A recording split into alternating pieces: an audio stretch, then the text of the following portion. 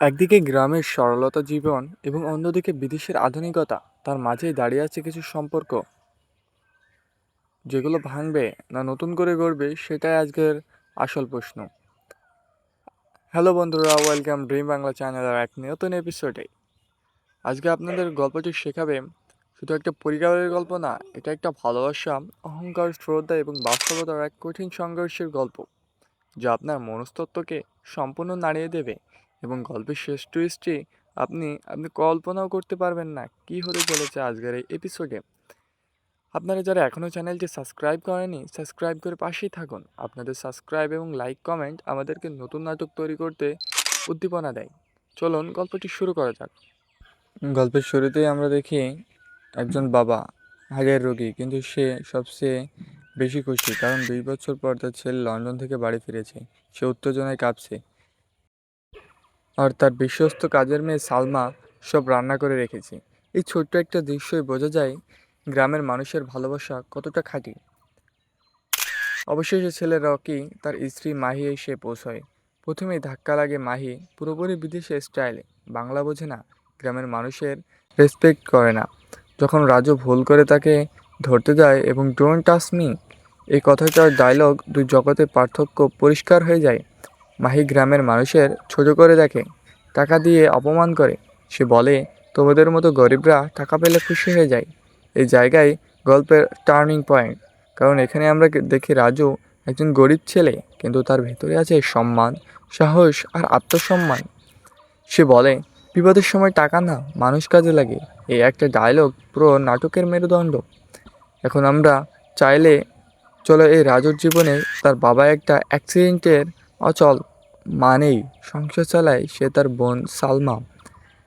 তার বাবা কাঁদতে কাঁদতে বলে, আমি তোমাদের ওপর বোঝা হয়ে রয়েছি। এই দৃশ্যটি যে কেউ দেখলে পানি চলে আসবে চোখে। রাজু আবার সালমা নিজেদের কষ্ট লুকিয়ে বাবাকে শক্তি দেয়। এখানে বোঝা যায় গরিব মানে দুর্বলতা না, অনেক সময় তারা সমাজের সবথেকে বড় শক্ত মানুষ হয়ে ওঠে।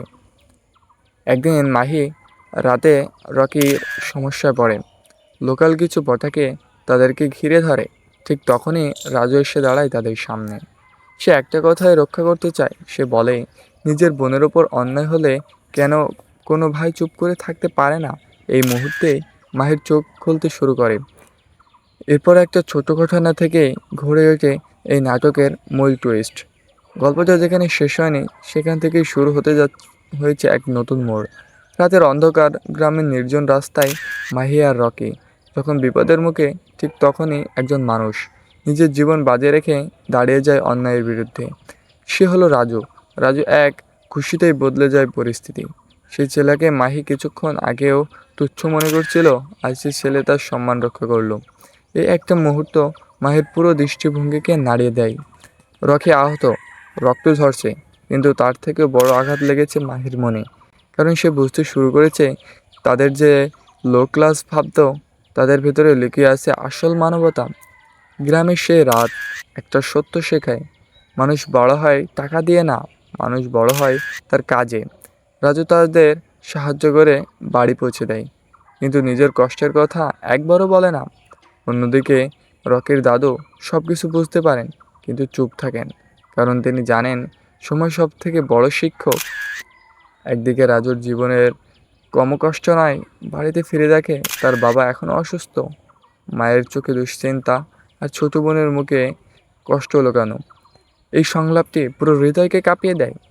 আপনি যদি সেই অ্যাক্সিডেন্টে মরে যেতেন, তাহলে তাদের কাছে বোঝা হতাম না।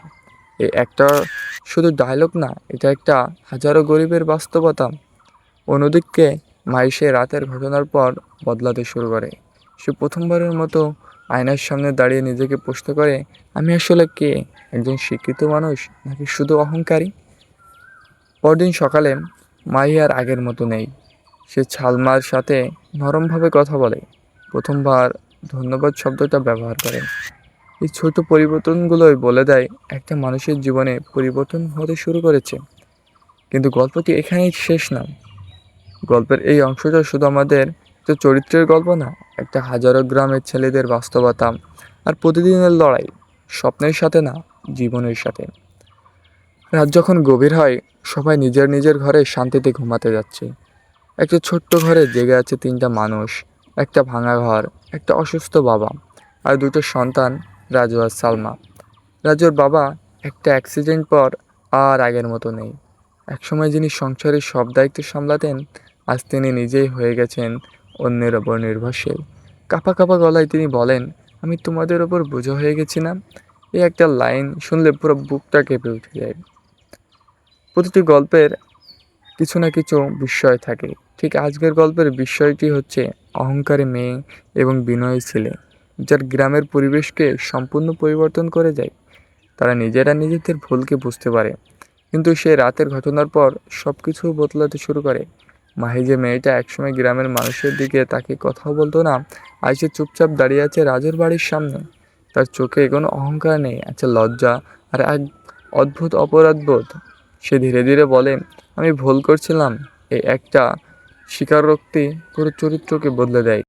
গল্পটিতে ফুটে ওঠে রাজু একদিন কাজ শেষে তার বাবার কাছে ফিরে আসে, কিন্তু তার বাবা অসুস্থই কাতর। সে বলে, আমি কি তোমাদের পরিবারের বোঝা হয়ে গেছি না? তখন রাজু বিস্ময়ভাবে বলে, না বাবা, আপনি আমাদের অঙ্গীকার, আপনি আমাদের শেকড়, আপনার থেকেই আমরা বেড়ে উঠেছি। রাজু এই বিনয়ী স্বভাব এবং তার বাবার এই অমূল্য আচরণ পুরো গল্পের মোড় ঘুরিয়ে দেয়। একদিকে সালমা, তার বাবা এবং তার অসুস্থ বাবা।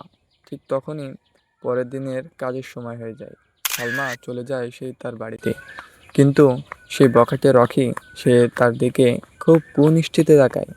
তার শরীর এবং সব কিছুর দিকে সে খারাপভাবে চাহিদা পোষণ করে।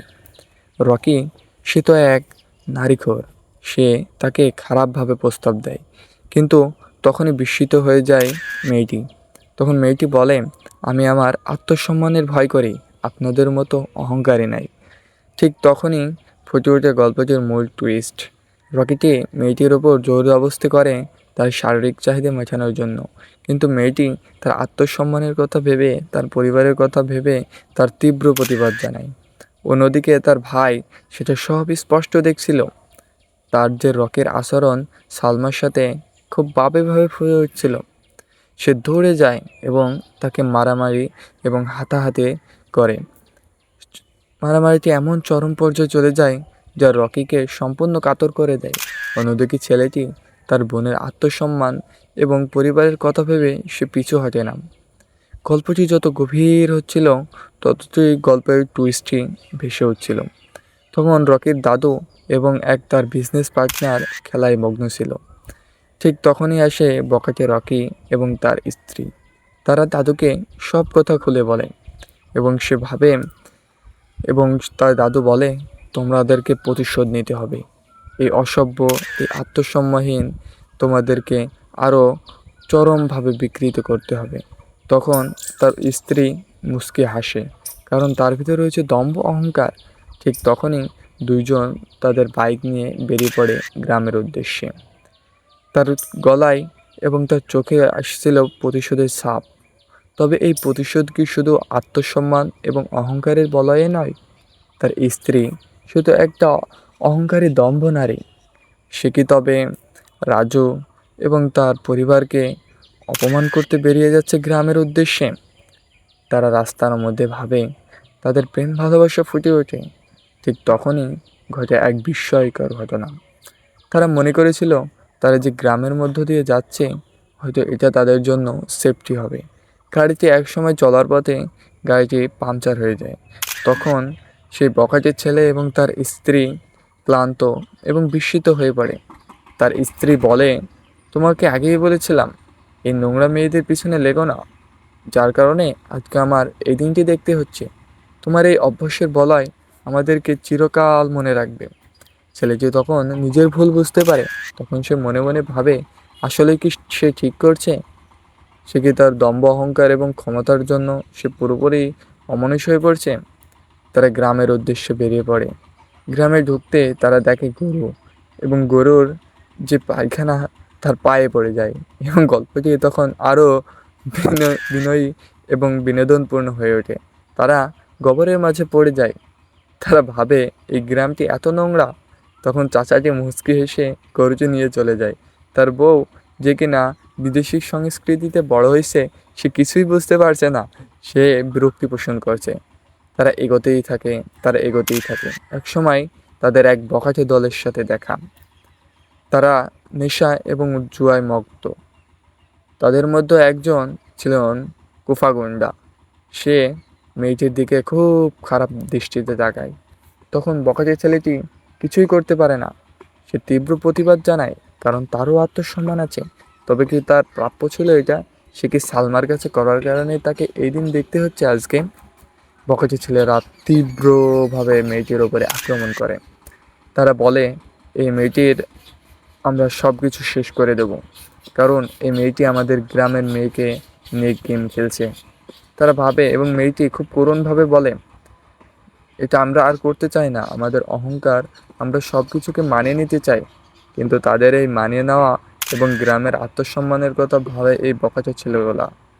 মেয়েটিকে তারা আবারও বলে, তোমরা নিজেদের ভুল শুধরে নাও, নয়তো তোমাদেরকে কঠিন বাস্তবতার মুখোমুখি হতে হবে। তাদের মধ্যে এক গুন্ডা তার হাত ধরে এবং তাকে নিয়ে যায় রেপ করার জন্য। কিন্তু এই মধ্যেই ঘটে ওঠে একটা নতুন কাহিনী। মেয়েটি তার যে বখাটে ওয়াইফ ছিল, সে তার কথা ভুলে যায় এবং এই দম্ভ এবং নেশাখোরদের সাথে মত্ত হয়ে যায়। মেয়েটি ভাবতে থাকে, তবে কি তারই এই সব প্রাপ্য ছিল? গল্পটি কি আমাদেরকে শুধু একটাই শিক্ষা দেয়? অহংকার, দম্ভ এবং ক্ষমতার লোভ কি আমাদেরকে সারা জীবন থাকে, নাকি এটার এক সময়ের ঘটনা এক সময় প্রতিফলিত হয়ে আমাদের জীবনে বেয়ে আসে? আসছে নতুন এপিসোড, অবশ্যই পাশে থাকুন, সুস্থ থাকুন।